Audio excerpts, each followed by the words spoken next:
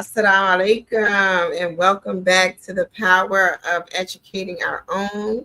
Uh, this is a show that is hosted by the Clara Muhammad Schools Network. I am one of your hosts, Sister Marsha Nivens Muhammad, and I'm here with my co-host, Patricia Salahuddin. Welcome. Assalamu alaikum. Yes, and so we're back for another show to help to enrich our lives, help to enrich education for our children, help to enrich our institutions, and to build up a model of what it is that we provide in our community for comprehensive benefit for all. And so tonight we are going to be discussing all things interior design with a specific focus on interior wellness, which I'm not even sure if you've all heard that terminology before, but today you are going to hear about all things interior wellness. And before we get into that conversation, if you are joining us on our social media, either Facebook or YouTube, let us know where you're joining us from. Give us the lambs in the chat or just greet us the best way that you can in the chat and let us know where you are watching us from. We are going to, let's see, I got some, okay, I don't have anything coming up in the chat yet, but I do want to make sure that you all know that the chat is there. If you have questions, feel free to put those questions in the chat. We love to hear from you and we love to incorporate you into our conversation. And with that, we're going to jump right in. So tonight's guest is Sister Aida Akil, and she's actually another member of the Clara Muhammad Schools Network board. And so she's doing double duty today, right? So she's a board member, but she's also to talk to us about her passion and her thing, and that is interior design. So assalamu alaikum, Sister Aida, and welcome. Well, alaikum assalam. Thank you so much. I'm super happy to be here, be a part of the board, and to discuss what I'm really passionate about, alhamdulillah. Absolutely. And so I'm going to say, let's jump right into it. Let those who are watching know who you are, what you do, and how you even got into the work that you do. Okay, well, my name is Aida. I currently reside in Atlanta, Georgia. I am a proud member of the Atlanta Masjid, which is associated with the Clara Muhammad Schools here in Atlanta. My kids go to the school. I am an interior wellness specialist. Most people have heard of interior design, but may not understand what interior wellness is. But I specialize in interior wellness, and I am moving into the commercial space, schools, masjids, things like that, with those type of designs, and kind of reimagining them where I feel like historically we haven't really given that much thought into the design for these spaces. So when you say wellness, could you elaborate on that word a little bit as it relates to interior design? Absolutely. So interior wellness is the thought and belief that your space, the interior and exterior to a degree, affects your mental and physical health. So if someone says that, oh man, I just feel like my space is making me feel sick, that's real. That is true. If you're in a place that doesn't reflect you, that can affect you mentally. If you're in a place that just doesn't have some of the basics like good lighting, a color palette and color theory that goes with what you want that space to be. So for example, if you are in a space that's supposed to be creative, and perhaps if it's really dark, you might not feel that creative spark. However, if you kind of have lighter, brighter colors, you might feel that spark, especially like colors like orange. And this is just kind of goes into color theory. Those colors are scientifically proven to spark your creativity. So, it's basically saying, hey, let's take interior design from this idea that is just like, let me just like place some cute items, but let's take it a step deeper. Let's talk about like feng shui, like how does your space function? Let's talk about the lighting. Let's talk about plants and what that may do for your health. Let's talk about, how you're able to move in the space and what that might feel like. So again, just to reiterate, that's the idea that your interior design can affect you both negative or positive, just kind of depending on where you're at. Wow. So that's so interesting, right? Because I remember being in elementary school and, like, being in a room and being like, why the heck did they paint these walls Right. this? That's why we're acting crazy and jumping off the walls, because this color There you is go. terrible. Like, there's nothing soothing about this.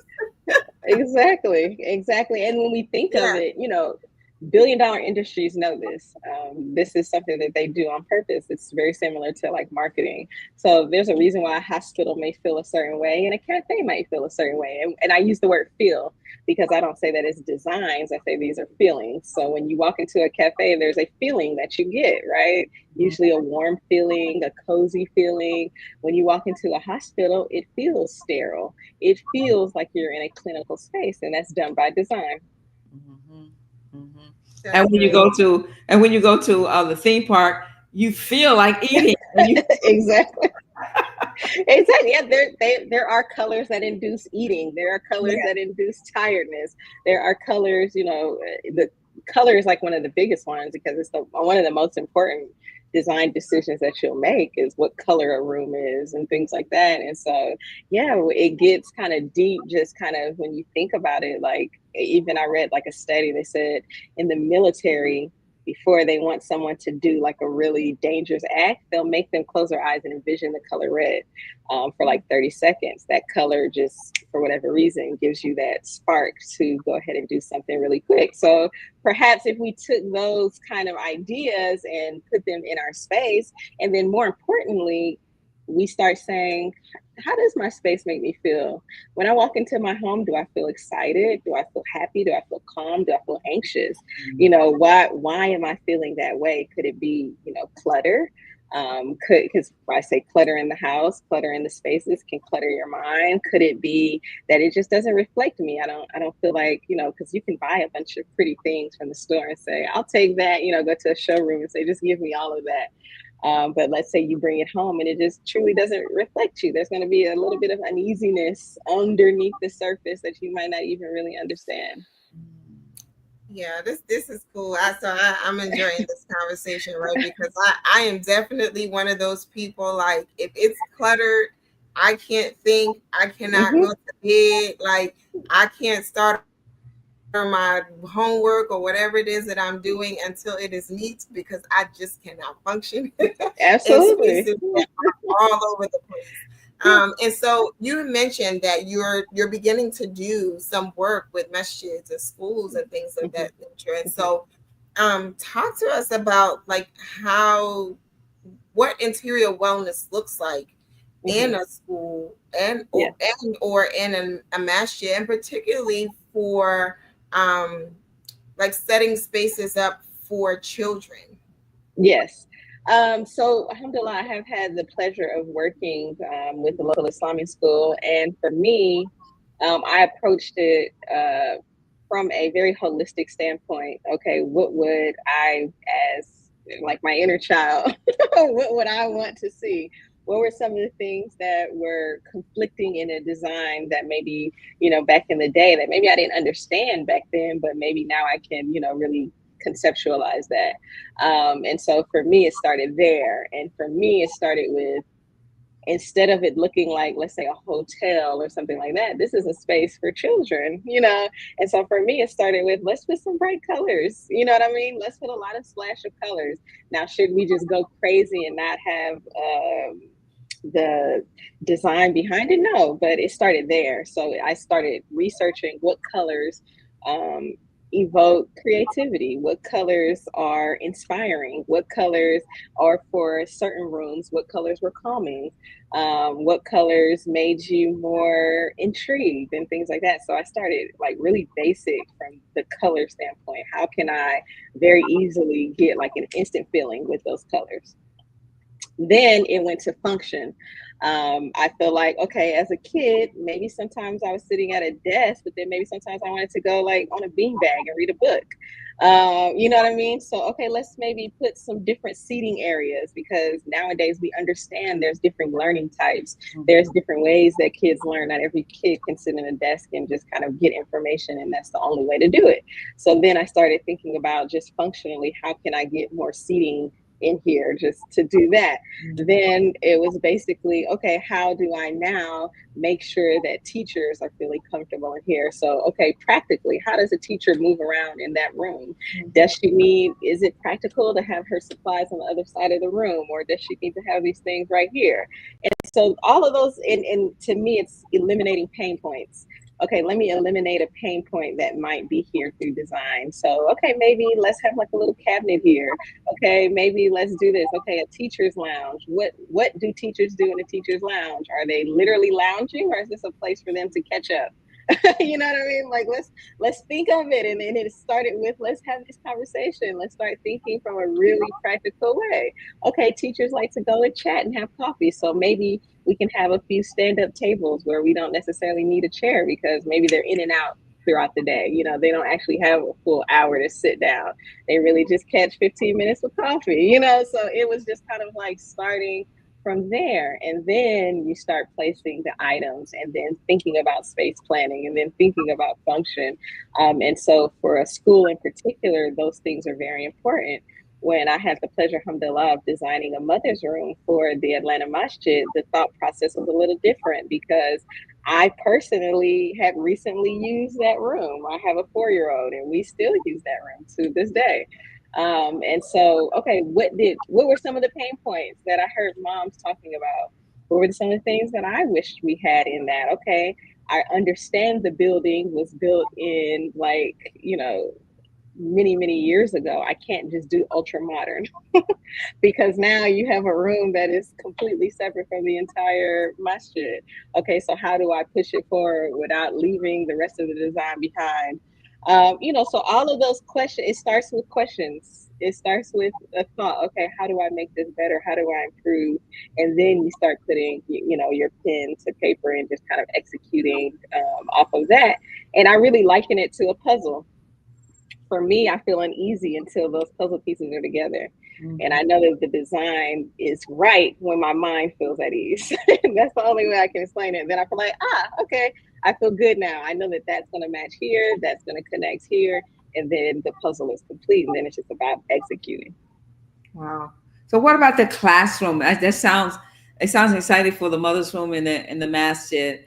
And have you designed any classrooms? And what was the impact, and what was the result of that? So for me, I was when I did do a school, I was on a team, and so my main areas were like the lobby, where you come in and you see, you know, your first introduction. I also was responsible for like the cafeteria, and then a teacher's lounge, but I also was there to help with the classrooms. And so for me, the classrooms, like I was saying earlier, was just about function. What would students enjoy in this room? What would make me excited? I know that when I go to a place that looks fresh and, you know, looks like there's some thought, I take it more serious, right? It's kind of like, I think people feel more comfortable to throw trash if there's already trash on the floor. You know what I'm saying? So if a space is designed well, you feel like, okay, let me treat this space nice. Let me, you know, sit up a little straighter in my chair, because this space, someone has taken time. So practically, we just go back to, how do little people think? Okay, so we have some different seating here, some, you know, some different tables where we might have some sensory items, that, especially when we're talking about like the elementary age, maybe we can have some sensory items here, so that, you know, on those little breaks, we can have some, you know, interactive things to do. The colors played a huge part for the classroom. If there was like a little nook that was quiet time, I used maybe cooler colors, like the blues and things like that, just to evoke a calmness. But maybe in a science lab where we're being really creative and we're, you know, doing something innovative, I might use orange. So, you know, just kind of thinking in that way, and putting myself and then the team on the idea of, how do we make this space function better, but also elevate it. Storage is really important for teachers. I think one of their biggest pain points is just not knowing where things are and not having a place for everything, and making sure clutter is not an issue, and making sure that when it's time to do those cleanup moments, that those moments are quick because every kid knows where it goes. And, just like I said, eliminating those pain points for teachers and students. That part about cleaning So up. Yeah. That's yeah. So I love that you do this work, right? Because as I'm hearing you talk about it, one, your passion definitely comes through, right? We can see it on your face that this is what you love.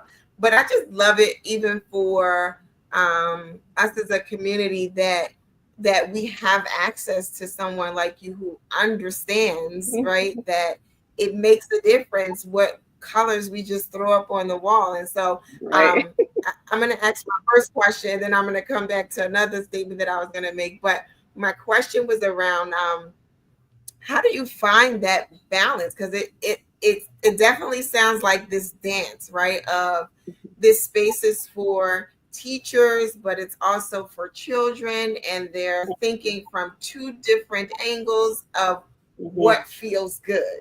And I Hmm. absolutely understood what you meant when you said, like, I know it's I know it's the right thing when it feels good to me, because that's how I Right. approach my grant writing. Yeah. Like, yeah, this ain't sitting well with me, and then all of a sudden it feels good, and you're like, yes, that's it. Yeah. That So click. Yeah. answer my question. My question is like, you know, how how do you get to that, like, you know, I don't know, that finely orchestrated design, because you are designing for both the teacher and the student. Yeah, so it is a dance, right? It is a dance that you have to do. And alhamdulillah, I've been doing this for a while where I kind of, you know, for teachers specifically is relatively new, but because I have design acumen and design background, I kind of understand where it needs to lie. But I think the biggest thing is communication. So I think most teachers are excited to design their classroom. I think, most teachers come in kind of with a theme, an idea, a color, something. And so it's important not to just be like, no, it's a designer should never come in and squash ideas. That's not the point. But a designer, it should be there to enhance and try to kind of, your job is to embody that person. It's not designing for myself. I'm not designing what I would like. It's designing what functions better and what they would like. So for me, talking to the teachers is most important, just because while I take into consideration the student, I think that a teacher really, their classroom is very connected to them. You know what I mean? They really take pride in their classroom. They really want their classroom to feel like a second home, an extension of themselves. So I think that if I were to like put a hierarchy there, I would probably put the teacher first, just because it's like, okay, what do you need to be your best self? If the teacher isn't their best self, I don't think the students are going to be able to have a good school year, or, you know what I mean? So how can we make the teachers be their best selves? What do you like? If I love green and think green is going to be spectacular, you absolutely hate it, then I'm not going to do green. We're going to talk about what else to do. You know what I mean? What ideas did you have? You love owls. Okay, let's see how we can incorporate owls, if that's something that you love, because it's about empowering the teacher, in my opinion, and making sure that they feel really comfortable in their space that they're going to spend so much time in. And then, of course, the students, come into consideration as well. I'm a parent, so I'm able to like talk to the market audience and say, hey guys, what did you like in your classroom? What would you like to see in your classroom? What were some of the things that you would improve on? And so like communication, I think, is where you kind of strike that chord. And then ultimately, you're giving your expertise and saying, hey, I like that, but hey, maybe let's think of it this way. So I think that's the way to kind of get around that.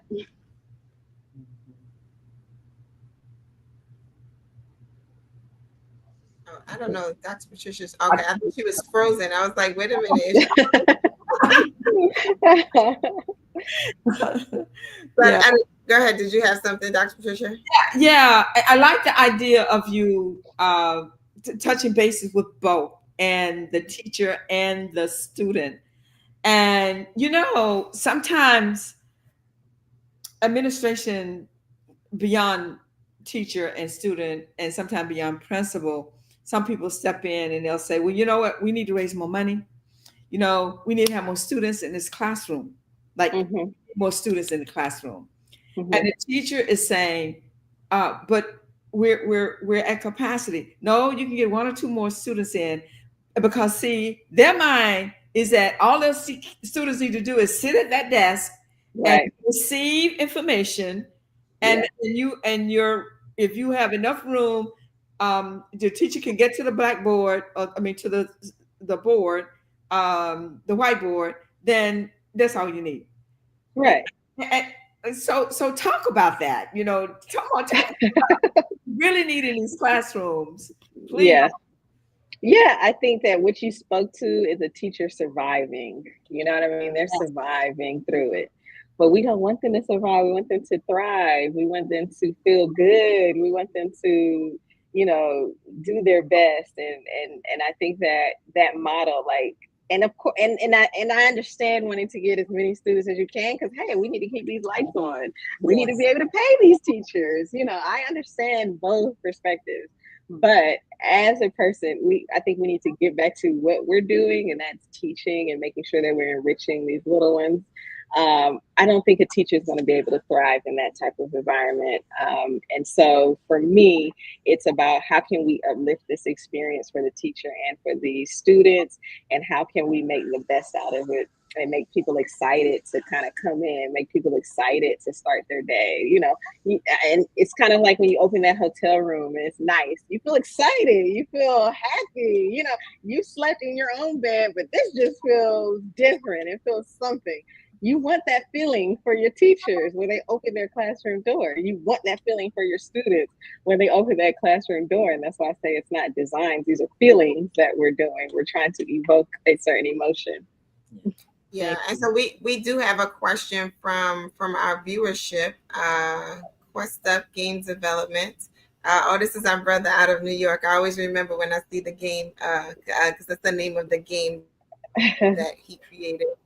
He says, Alhamdulillah, my mother, a lifelong educator, always talked about the importance of the walls of any classroom or school for the students' environment shapes their learning. And he was saying this is a great segment. Yeah. So yeah, I mean, talk to us about those walls. I mentioned that earlier, Yeah. like that. We can't just be throwing the dark blue paint on the wall because you love dark blue, like Or because it was cheap at the Home Depot. or Yes. that too, right? Because you could get 1,000,000 gallons for $100. I Right. understand. Yes. like I said, I understand necessity. I understand all of those things. And so I'm not trying to poke fun at what we have to do. Sometimes it is what it is. But I think that with a little thought, it actually doesn't have to cost more, right? It doesn't have to be this extravagant thing. With just a little bit more thought, we can start, kind of conceptualizing these things matter. And I think it's just a point of saying this actually matters. It actually matters a lot. You know what I'm saying? Like, this is not something to just think about last minute. Oh yeah, we got to paint those walls. Oh yeah, we got to put up some posters that, you just random posters. These are things that we need to really start thinking and really planning ahead of time so that we are thoughtful about it. But yes, walls in any design, especially in a classroom, are going to be your most important, because that's where your artwork is. That's where your messages are going to be. That's where your colors are, by and large. So the walls of any space are going to be like your bread and butter. That's going to be the first thing that you're going to kind of be drawn to.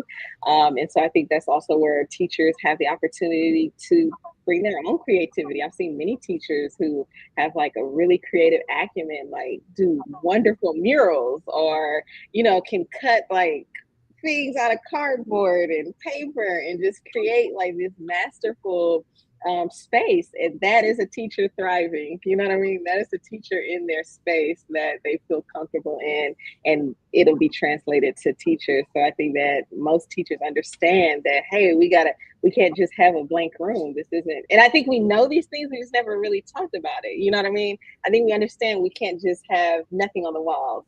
Right. Teachers understand we got to decorate this. You know what I'm saying? We have to put some things on the walls. We need banners and, boards with messages. And we might have pictures of the kids of, so they can feel like this is their space too. And, all types of creative ways to make the space feel like a second home. You think about it, the kids are in those spaces for a large part of the day. We want to make sure that those spaces are spaces that feel good for them. Alhamdulillah. Yeah. So, and Dr. Patricia talks about the capacity of the room, and I'm just curious to know, in your work, do you ever address room capacity, or is that like out of the purview of the design piece? Because I just imagine you going into a space and being like, okay, we're gonna create this, but like, Mhm. please guys, don't throw 30 children in this room. Right. Because that's not going to work. Right. Absolutely. And that's the function portion of the design. How does this room function? How can we function? There are certain regulations and things like that you just can't possibly overlook. Fire codes and things like that you just have to adhere to just because, we want to have a safe environment. I think that, yes, there's a conversation. Hey, teachers, I know you might love this particular poster, but let's get it QC'd.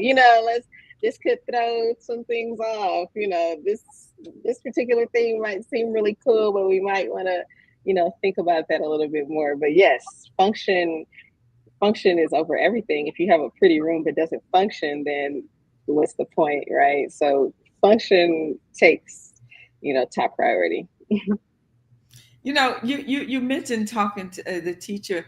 Every school will not be able to have a sister Aida to to come in. I mean, it was wonderful that we I could. don't know. We might be trying to contract our sister out. You want to travel, sis? You want to Hey, travel? I for hire, willing to travel. Your nearest school or Russia. Yeah, yeah. Well, you know what? Then this, in that case, you can uh, to maximize your reach. Hmm. Would it be possible to do like, because I've never gone to a workshop or Hmm. a session on how to make your classroom more thriving and Yeah. more, you know, uh, child friendly, or I've never had that kind of Yeah. instructions or so, or that kind of information. So, like, is that something even reasonable or feasible to Yeah. about that? As being something. Yeah. I definitely think that it's reasonable and feasible, especially with technology like this, being able to kind of have a conversation about, hey, what are the do's and the don'ts? What are some things that you can and cannot do or shouldn't, or you might want to lean away from this. So having kind of like a informational session, you know what I mean? Just, hey, where do we start? Here's some things you might not have known about color that you might want to put into consideration before you kind of slap that on all the walls. Here's some things about proportions and scale, so that you can make sure that your room feels a certain way when you come in. Here's some things about lighting. Here's some things about, setting moments. I'm really about having moments in rooms, because, like you said, not everybody may be able to go and just like design their whole room, but you could probably do a corner. You know what I mean? You could probably do a space in your room. You can start there where you feel like even like a prayer area, or, a corner where you read, or just like a space. You know what I mean? We could start there to kind of start feeling better about our space. So absolutely, I think that it would be something that I would for sure advocate for. Okay. That every teacher, hey, let's just have like a quick session to say, hey, here's why this matters. Here's what you might be conveying in your classroom that you didn't even know you were conveying. Is this what you were trying to say? Is this how you wanted the room to feel? I don't know. Just kind of starting there. Okay. All right. And do Sounds you like ever get pushback from, like, when you're offering, and we're not throwing nobody under the bus, so, but in working with institutions, like, do you ever maybe pitch something where they're like, no, I really love this. I don't know about that. Or I don't think that that's as important as you may think it is. Yes, Okay. absolutely. And if everybody has their preference, like I said, it's okay. I'm not here to say someone's preference is better than the other, but I can say, hey, this is what that does for the room. Is that what you want it to happen? And then I think if you start kind of saying things like that, well, I never thought about it like that, then you might get that kind of answer. Well, no, that's not really what I wanted. Did you want the classroom to feel smaller? Right, Was right, that what right. you wanted? Was that what you were going for? Is that the point? No. Okay, well, you might not want to do that. When Right. you start talking, saying things like that, then I think people kind of understand. Alhamdulillah, I have not had much of that. So I'm blessed that most people who get my services or want my services understand that, hey, I might not know what to do. So let me lean on the person who kind of has a little bit more experience. Right, right. And we do have a comment from the viewership. We should also keep in mind students with sensory issues. So, can you Mm-hmm, talk a little bit about that? We quite often we do have children in the classroom who have those sensory issues, right? So, mm-hmm, loud noises. To the color point that you were making, right? Certain colors may just be so off-putting that it mm-hmm, disrupts the ability of the child to receive instruction. Maybe the mm-hmm. furniture isn't to the point that the child is able to sit there because that Right. furniture is designed in a way that is so uncomfortable. So does that Yeah. ever come into your design? And talk to us a little bit about it. It does, and the disclaimer: I'm in no way an expert on, how to design a space specifically for people who might have sensory issues. But what I do know is that yes, we need to be considering that. I think we're at a day and age where there's so much information and we're understanding things a little bit better. Or that child that might have been that problem child back in the day, we're understanding maybe that's not a problem child. Maybe this child might have some of those sensory issues or may have, something else going on. And so we need to be mindful that, you know, how can we best suit, our classroom to be inclusive to everybody, and make everybody feel good when they come in here. And I think that's again where we go into those, hey, maybe we have a little nook. Maybe we have these little areas that we can kind of carve out in our spaces so that we can, if someone is having, an issue with something going on, a noise or something, maybe we can have an area that is here that we can kind of, hey, maybe let's take a moment and go there. So this is 100% underneath that umbrella of interior wellness. Why? Because that space is starting to make that person not feel comfortable. It might not make them feel good. And you can fix that with design. You can improve that with design. And so that's just another area that I think that we can start talking about interior design. And I think that for me, it was, going to school and seeing what interior design was. It felt to me very kind of frivolous, but and it was hard for me to kind of adjust my mind to say, where do I fit in this space? I don't want to necessarily design the 30th design for a millionaire. That's not necessarily what I want to do. How do I connect all of the pieces that make me, I have a degree in sociology. How do I connect those pieces so that I can feel like this is representative? And once interior wellness was there, it was like a light bulb on the left. Wow, that was wonderful that you came up with that idea of interior wellness, because it makes sense. How we feel in a space, it has a lot to do with our wellness, and then sometimes our wellness has a lot to do with how we're going to feel in the space, Yes, so one takes absolutely. the other, right? Yeah. So Mhm, bingo. Yeah. and so, yeah, so now you're going, and where do we spend, where the children spend most of their time? In a classroom, in the school, in the classroom. And Absolutely. that is so, it makes so much sense that we will Yeah. spend some, as much, spend the time, also time, we spend time on the curriculum, right? We spend time Hmm. on how important that is. It's just as important to spend time on how this space is going to look and feel to the people who have to be in it for 7 hours or more Absolutely. per day. Yes. Yeah, you hit the nail on the head with that one. We have to start taking it just as serious. Now, of course, can I say is as important as the curriculum? Maybe, because if I can't sit still in this room because this is making me feel antsy for some reason, I don't know why. The lights, fluorescent lights. We talk about just little things like that. Fluorescent lights are not conducive really to a learning environment. Unfortunately, most environments have those lights, but they aren't. You can talk about just setting a mood with light. When you go into a restaurant, you don't see a very bright restaurant. Why? Because you want the feeling to feel different. You want it to feel cozier. You have different variations of lighting. So just a simple thing of making those lights that adjust from cool to warm. Just those things that we talk about can make your classroom feel totally different. You can evoke a feeling with just the lighting. So for me, yes, we need to start taking this serious, very serious, actually. He's like, especially since I do this, right? Right, Alhamdulillah.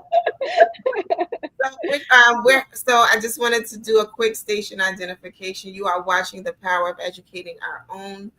This show is hosted by the Clyde Muhammad Schools Network. We are a network of 19 schools. Those 19 schools are full-time, strong in, which also we call weekend. Well, I say weekend, we call strong in, right? That's the coin term that we give into it, and virtual schools across the United States and in Bermuda. And this show tonight, we are talking all things interior design and interior wellness. And we've been talking with Sister Aida Akil about that interior wellness and design in the school, right? How do we design our spaces, and how are we more thoughtful about what these spaces have in them, what they look like, how they're configured, so that our children are in an environment that is conducive to learning. And so I want to transition us a little bit, still talking about the children, right, and maybe even young adults, right, but or our teenage population. Let's talk about our masjids, right? Because we may not necessarily, for those who are watching it, we may not necessarily have a school, right? A full-time school, but perhaps we have a masjid that has a weekend school, strong in school, and those spaces have a dual function, right? They're co-mingled spaces. And so what are we doing in spaces that perhaps we do have some limitations on, like, you know, this is not this is not a Right. dedicated classroom, right? So Yeah. so what, like, what can you do in here so that they're Hmm. not like, yeah, no, this is not for this space all the time, Sister Aida. You just Yeah. can't come in here and Yeah. redo Redo the whole everything. space. So what are Yeah. some things that people can do in their, like, in their masjid to make room for the younger people to feel like they have a space there? Yeah. Mhm. Yeah, that's actually a great question. Just because, like you said, I grew up in a school that was dual purpose. We didn't always have a classroom that was just dedicated to a classroom. So that is something that happens, and that's just where you are. I think design should meet you where you are. And so for me, that's where being clever with the space. There's many things like modular furniture. So like maybe one day it's a couch, but the next day it's a chair because you're able to flip it. And now we don't need that full couch because today, we're not going to have students in it today. We just need it for an office or something, so we can have modular furniture. We can have nest where I don't know if you ever seen like there could be a table that literally kind of like folds down from the wall. You know what I mean? And then we Yeah. put it back up when we don't need it. All of these things are ways to be clever with the design and really think about function. And there's ways to do it. I just don't I just don't want it to be like a hodgepodge. It should feel like a space that is dedicated for this. Then we put that up, and now it's dedicated for this. It shouldn't be like, oh, you can't go over there because that's the space that they do that in. Oh, don't touch that. Storage becomes very important. Why? Because the teacher wants to have their things where they had them when they left, and now it's a conference room when it was your classroom just last week. Having storage that's functional and making sure that we're thinking about that. Being clever with your space planning. So, hey, I might be able to kind of have things on wheels so that I can easily push them to the side when I don't need them. I think that those type of things are things that we should just think about a little bit more. And I think that what I have noticed is that we are operating from a necessity standpoint. Like, we just need to get this done. Yeah, exactly. We just bring that desk in. Okay, so and so had something at their house, and just go ahead and bring this in. This is what we're going to do, and that's okay. I understand designing out of necessity, but if we're trying to move things forward, we're not just trying, in my opinion, as Muslims, we want to move it forward a little bit. We want to make sure that we're elevating, everything that we do, and design is one of them. Oh wow, you just hit. Oh my, thank you, Monica. That was the best question. That was a good question. MashaAllah. That was the best question, because as you were talking, I'm just feeling it. Like, because we have the weekend school, and we have this, it's in this room, and then we have bag. I was not talking about Dr. Patricia's space. That so much. It's worth me going out and selling some cookies and doing something to bring you down here. Get that. Pay you to come here and help us. What is crazy? How we have to switch this around and turn this up, and you go in the room, and the room they've done this to the room, and here you bring your little children in, and you don't want them to be in this mess that's been created. Right. You're trying to rush to clean it up so they can. Oh my gosh! So yes, and I think, Sister Patricia, what you just spoke about is you just had a negative feeling for about an hour before the kids came, right? Because now you're in panic mode. I gotta fix it, do it, and so these things are affecting us in other ways, and that's kind of where I want to keep bringing it back to. These are affecting us day to day today, and we may not understand it. Now we're frustrated. The day is seeming hard and tough, because we came in immediately in a panic mode, immediately, we got to fix this, we got to do something, because the design wasn't up to par. The design wasn't what we needed to thrive. It was just there for us to survive and get it done. Yeah. I mean, that, as I'm hearing you talk about it, I'm like, yeah, I just in practice, I don't think we're used to being thoughtful in that way, right? Because it's more about, okay, I mean, if we're talking about our schools, it's like, okay, we need to be able to get butts in the chair and teach these children, right? And not necessarily being thoughtful about what does the space look and feel like, right? Especially when we are challenged financially, right? Because I've been in some school spaces where I'm like, this is amazing, right? And I also know that those particular schools have budgets that allow them to do those sorts of things. And I think, creativity really comes in when your budget isn't as large. And now you're like, what can I do? Like, how can I when I walk into this room, it looks like this, and I don't even know how I could change it up too much. So it's going to look like this. It is what it is. We're just going to keep it. Yeah, the budget is a challenge. I think that for me, looking at like universities, they do it really well. If you go to a university, they understand that design is important. They have, different nooks and areas and spaces, and they understand that, okay, we're educating, but this design has to be on point because we want them to take it serious. We want our students to feel comfortable, all of that. But when budgets are tight, yes, that becomes difficult. It becomes a bigger challenge, and it becomes something that, you do have to be a little bit more creative with. You do have to kind of maybe take your time a little bit more, and kind of, maybe we won't have a few things for a little bit until we can get the right things, um, you know, and for me, I'm just a big advocate for paint, just because paint is $36 a gallon and it can do so much. It really can do so much to a space. So for me, I start right there. Hey, can we paint the space? If we can paint it, then let's start there.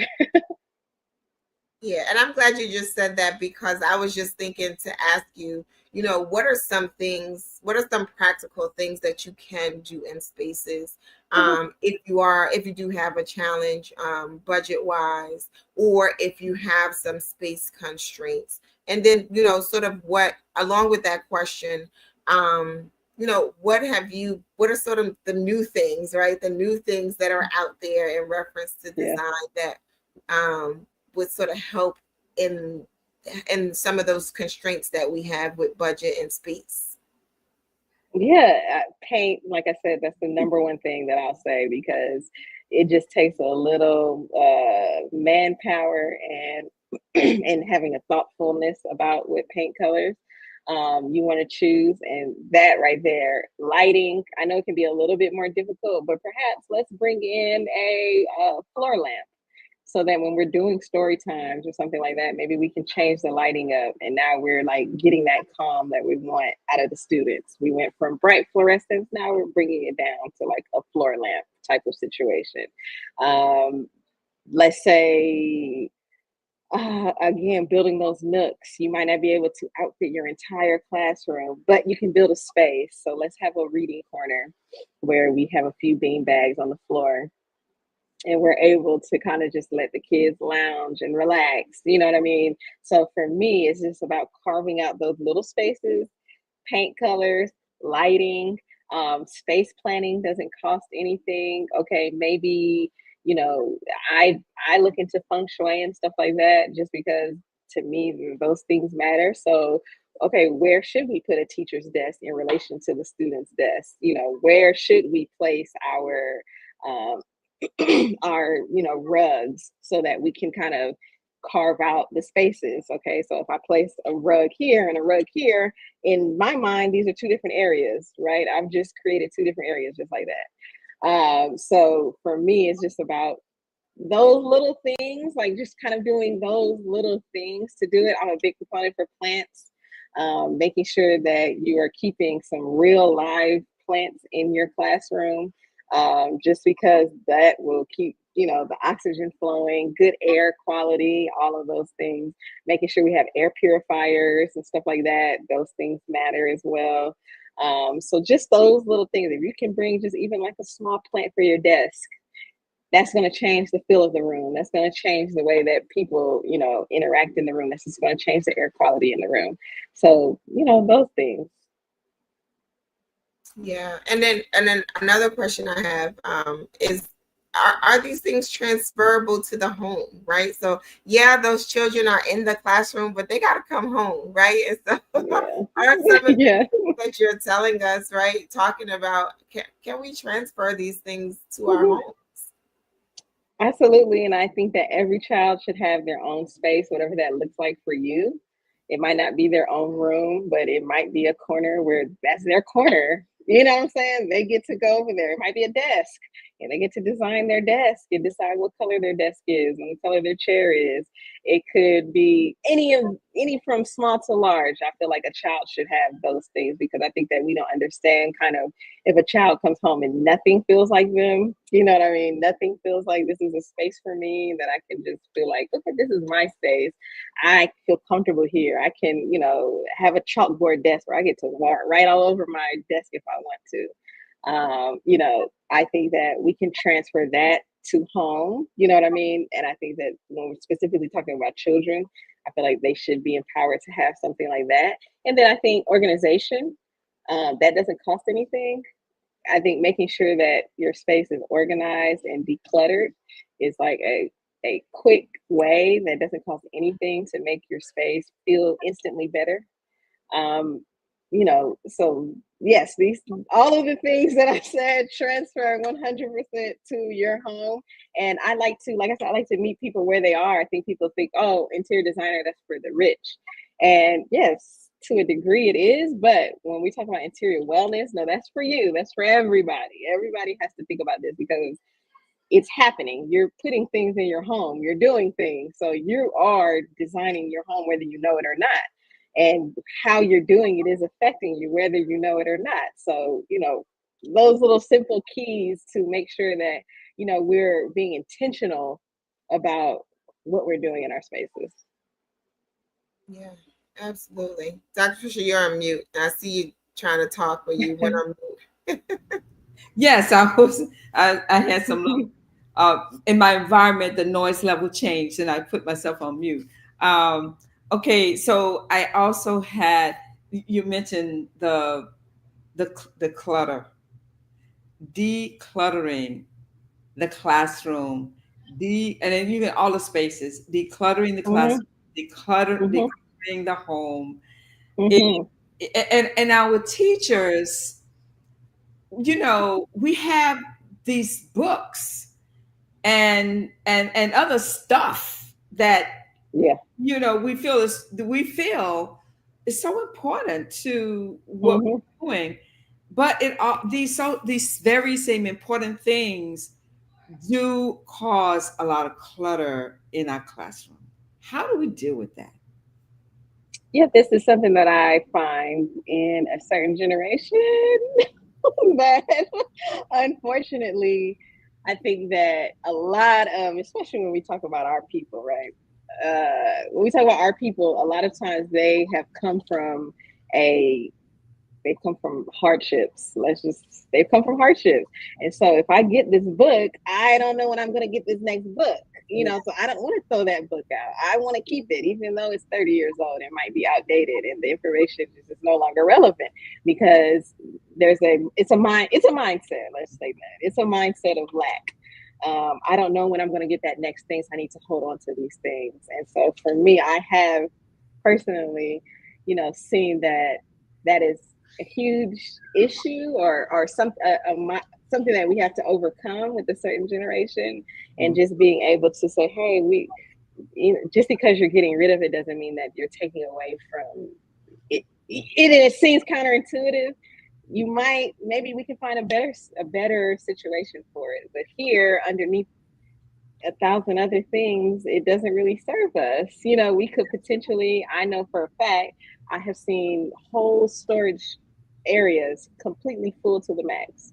And this space is valuable real estate that could be used for so many other things, but we're holding on to things that if you wanted it, you wouldn't be able to find it anyway.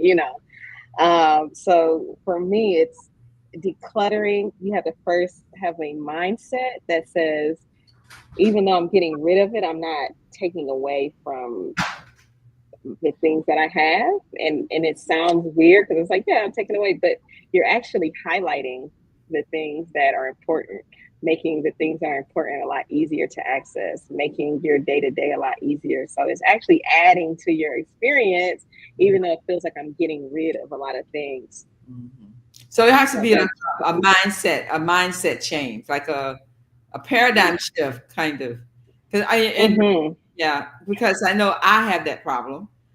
mm-hmm, You said generation. I know that was mine, and some below me, some below me. Where the younger generation, they're more into tech, So a lot of stuff is on their computers, on their mm-hmm, phones, books on the mm-hmm, computer, books on the phone, and now children, the textbooks are even some of the textbooks are also online, so mm-hmm. you can avoid. Me, I just like to feel the paper. I want that my Yeah, paper. I want my hands on the paper. There's a yeah, connection between the brain and the hands and the paper, and the eyes. So, and the words. So I understand how other people, the younger generation, don't really need that, and so yeah. clutter doesn't have to be, um, it can be eliminated much faster. Yeah, and Yeah. that's yeah. Yeah. So yeah, Yeah. definitely a different mindset and just kind of being open to saying, you know what, there's a better way. You know, this is actually harming the space. This is harming my function. This is actually, counterproductive to what I need to do every day. Yes, thank you. Yeah. Appreciate that. Listen, this has been an amazing, amazing, amazing conversation. I think that you have sparked in all of our minds things about interior design and spaces that we probably don't normally think about. So I just want to say we appreciate you for coming on and sharing this with us. For those, so Sister Aida, do you have I think you have a company that you do this work through, correct? Okay, I do, tell yes. us about your Yes. company. I don't want Yes. to miss the opportunity to share that Alhamdulillah. information with our viewers. Thank you. Yes, no, I'm rebranding. So, like I said, I'm kind of moving more into those commercial spaces. So, my business is called Merm Interiors. And I'm basically, hey, if you have a commercial space or a space that you are looking to improve, a doctor's office or, any space where you're like, hey, this design really matters, a commercial space, then yes, I am definitely. Who you can contact. You can reach me at now through my Instagram page, which is Aida's Creative Life. You can reach me through all social media there, and I am very responsive. Wonderful, wonderful. And so, again, thank you so much for being with us today. We really appreciate having this conversation with you. As I said, I think that you definitely have brought to our attention some things that we did not think about before. And perhaps we'll be making those adjustments in our spaces to make them more conducive to whatever it is that we're trying to do. Tonight, we talked about children in spaces, but just in general, I mean, we kind of rounded out the conversation with having a space that's just conducive to what it is that we're trying to accomplish. And so, even with that, those are things that we can be a little bit more thoughtful about. This has been the power of educating our own. It's been an amazing conversation, and thank you so much for being with us. Yeah, thank you, Sister Ida. This is wonderful. I have learned so much in this short time we had this conversation, and I look forward to hearing more for us and our team. Alhamdulillah. Alhamdulillah. Thank you so much. It was a pleasure.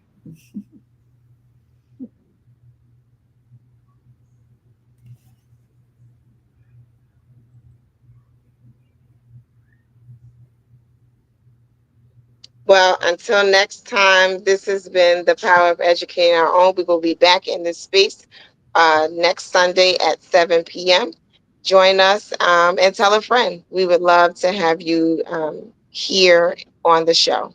Until next time, assalamu alaikum.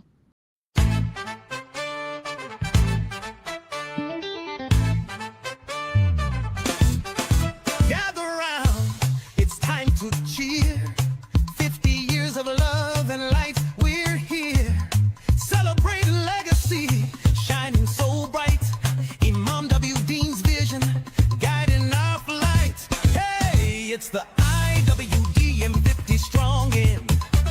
A journey through the past, where dreams transcend. From his wisdom we rise, we thrive. Honoring the legacy, keeping hope alive. Hey,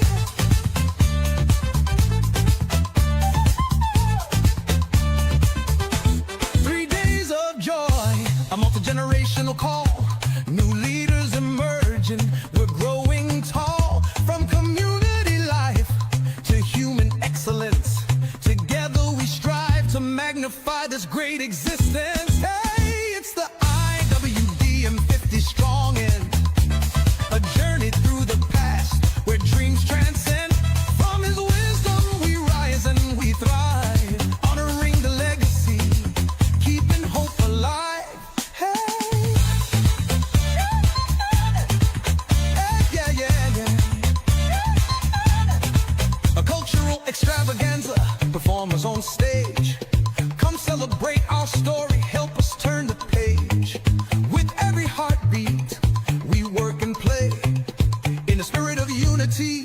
we chart our way.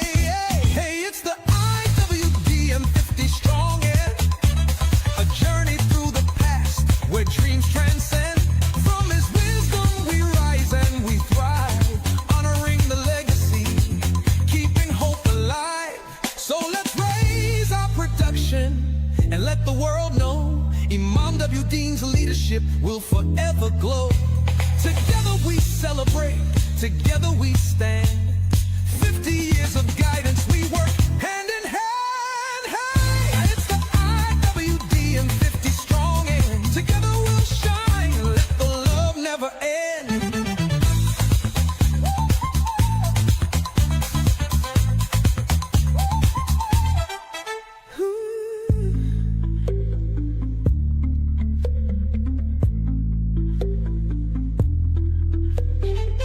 So let's raise our production and let the world know Imam W. Dean's leadership will forever glow. Together we celebrate, together we stand. 50 years of guidance, we work hand in hand. Hey, it's the IWDM 50 strong, and together we'll shine. Let the love never end.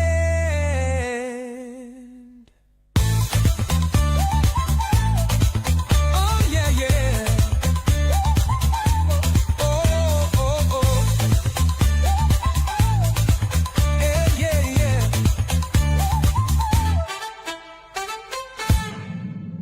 Say it, I know you've been waiting for it.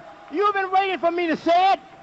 We cannot be stopped now.